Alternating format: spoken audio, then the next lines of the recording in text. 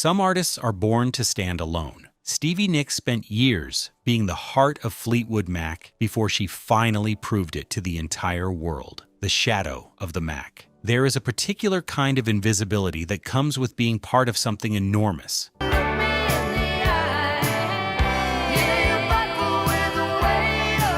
Fleetwood Mac by the late 1970s were not just a successful band, they were a cultural institution. Rumors had sold over 40 million copies worldwide, making it one of the best-selling albums in history. Every song on it felt like a moment, a confession, a piece of someone's actual life laid bare for the world to hear. And right at the center of all of it was Stevie Nicks, with her velvet voice, her flowing shawls, and a stage presence that felt genuinely otherworldly. She was not just a singer. She was a character, a symbol, and for millions of fans, something closer to a spiritual figure than a conventional pop star. But here is the complicated truth about being the most magnetic person in the most famous band in the world.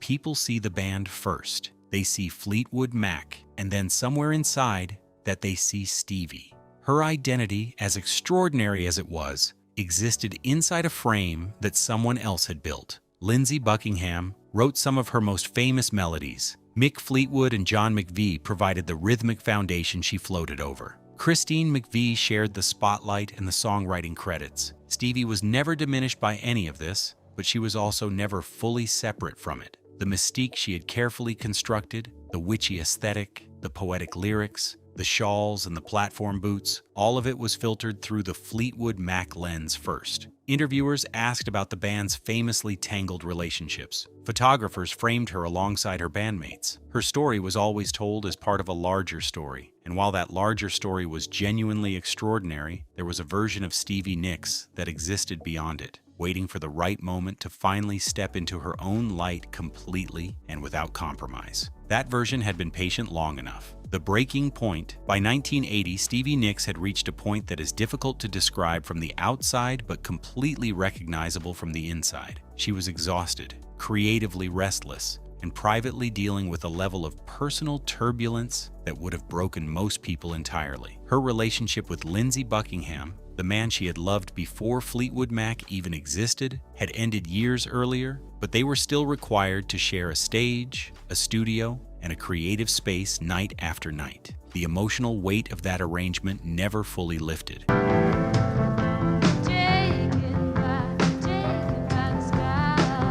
And anyone paying close attention could feel it in the music they made together during those years. On top of that, the band itself was operating under constant tension. Recording sessions for Tusk in 1979 had been famously difficult, with Lindsey pushing the band toward experimental territory that not everyone was comfortable with. The album sold reasonably well, but fell far short of rumors commercially, which created its own particular pressure. For a band built on interpersonal drama and creative friction, even success felt complicated. The atmosphere inside Fleetwood Mac during this period was one of quiet exhaustion, masked by professionalism. Stevie had also been writing songs that she knew did not belong to Fleetwood Mac. They were too personal, too specific, too much her own to be filtered through a collective creative process. Songs that came from a place inside her that the band dynamic simply could not accommodate. She had been quietly stockpiling them,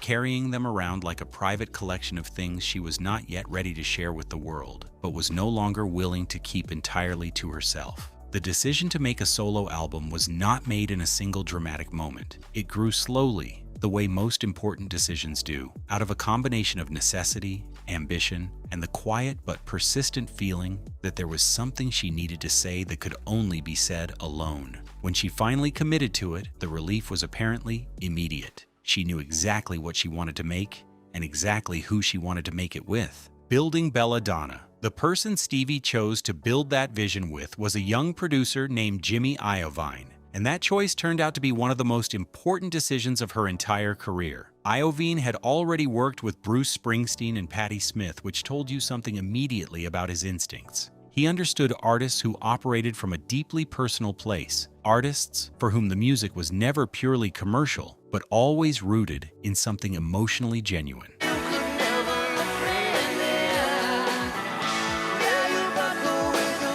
He and Stevie connected immediately on that level, and that connection gave the entire project a creative confidence that permeated every single session. The recording sessions took place in Los Angeles and had an energy that everyone involved later described as surprisingly relaxed, given the stakes involved. Stevie came in with a collection of songs she had been writing and refining for years, some of them dating back to before she had even joined Fleetwood Mac. These were not hastily assembled album tracks. They were carefully considered pieces that she had been living with long enough to know exactly what they needed. The collaborators she brought in reflected her instincts perfectly. Tom Petty and the Heartbreakers appeared on the record, lending their muscular, roots-inflected rock sound to what would become the album's lead single. Don Henley sang alongside her on a track that became one of the most emotionally resonant performances of both their careers. Waddy Wachtel, her longtime guitarist and musical confidant, was present throughout, providing the kind of steady creative partnership that allowed her to take risks without feeling exposed. What emerged from those sessions was an album that sounded simultaneously polished and raw.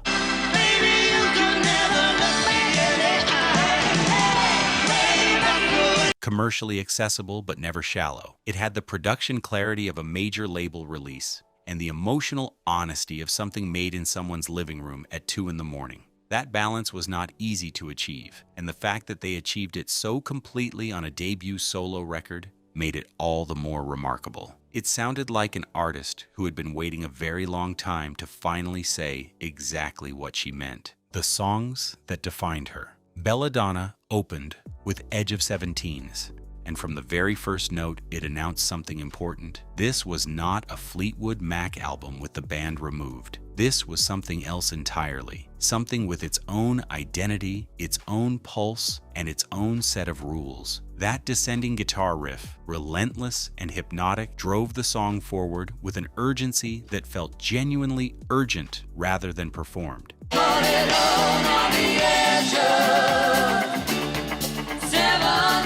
Stevie's vocal on it was among the most powerful of her career, raw and passionate in a way that the more polished Fleetwood Mac productions sometimes smoothed away. It was the sound of someone who had been holding back and had finally decided to stop. The song had been written partly in response to the death of John Lennon and partly in response to the death of her uncle, two losses arriving so close together that the grief blurred into something larger and harder to name. That emotional complexity came through in every single note. It was not a sad song exactly, but it carried weight, and that weight is what made it unforgettable.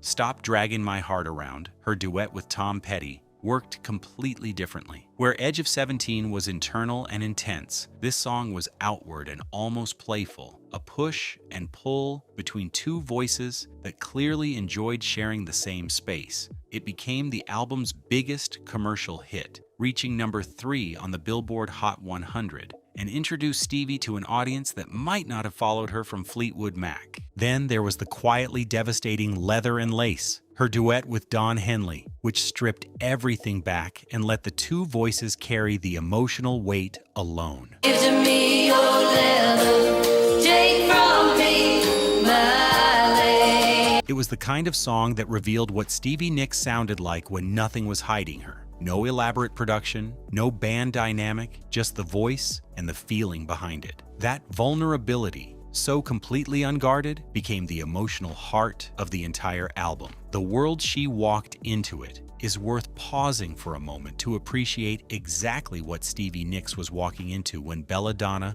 was released in July 1981. The music industry at that moment was not especially generous toward women who wanted to be taken seriously as rock artists. There were exceptions, of course. Debbie Harry had carved out her own lane with Blondie. Pat Benatar was fighting for respect on rock radio every single day. Linda Ronstadt had demonstrated that a woman could sell enormous numbers of records while being critically acknowledged. Shadow with words, impossible to follow. But the landscape was still fundamentally tilted, and a solo debut from a woman stepping out of a famous band carried a particular kind of scrutiny that her male counterparts simply did not face in the same way. The questions were predictable and revealing in equal measure. Could she hold an audience without the band behind her? Was the mystique transferable, or did it belong to the Fleetwood Mac context? Was she a genuine solo artist, or simply a famous face borrowing other people's musicians for a side project? These were not questions that would have been asked quite so pointedly about a male artist in the same position.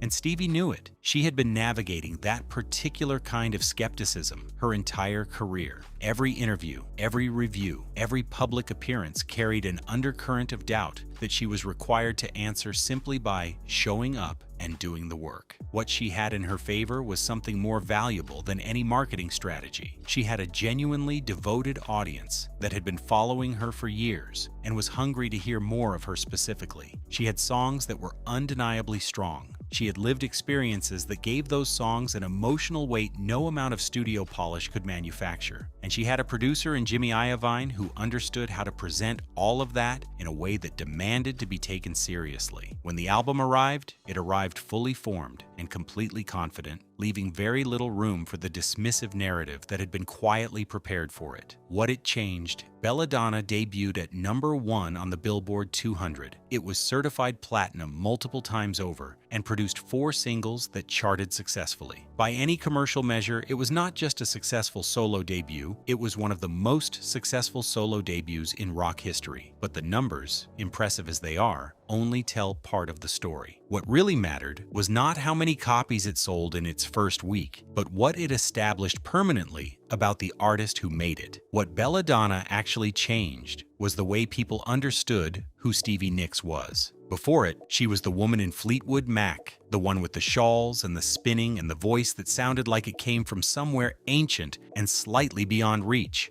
After it, she was something more specific and more powerful than that. She was an artist with her own vision, her own voice in the truest sense of the word, and her own relationship with her audience that existed entirely independently of any band or collaborative context. She proved that the mystique was not borrowed from Fleetwood Mac. It was hers. She had brought it with her when she joined, and she could take it with her wherever she chose to go. That distinction mattered enormously, not just for her own career trajectory, but for the broader conversation about what female artists in rock were capable of building for themselves. It shifted something in the industry's understanding of what a woman stepping out alone could actually accomplish. In the decades since its release, Belladonna has only grown in stature. It is taught in music programs, referenced by artists across genres, and regularly cited as a foundational document in the history of women in rock. Stevie Nicks went on to release 7 more solo studio albums and was eventually inducted into the Rock and Roll Hall of Fame twice, once as a member of Fleetwood Mac and once as a solo artist, making her the first woman in history to receive that distinction.